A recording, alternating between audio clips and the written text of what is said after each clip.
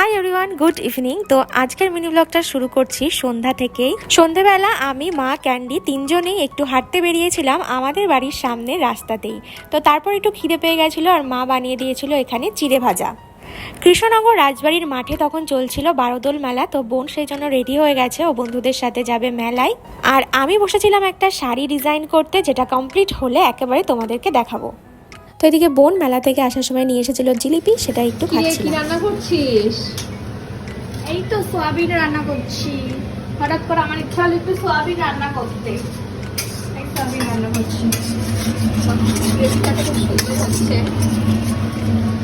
সোয়াবিনের ফাইনাল লুকটা ছিল, তো ভুলে গেছে ভিডিও করতে দিদি। আর এখানে সবার খাওয়া হয়ে গেছে, লাস্টে এটুকুই পড়ে আছে। ফাইনাল না, তো ফাইনালের কিরে ফাইনাল। দিদি, খেয়েই তো যাচ্ছিস, কিছু তো বলছিসই না কেমন করলাম। ভালো বানিয়েছি বা ক্রুদ্ধ হয়ে গেছি, মন দিয়ে খাচ্ছি, খুব ভালো হয়েছে সত্যি। আমি তো নষ্ট করেছি রে। ভালো হয়েছে।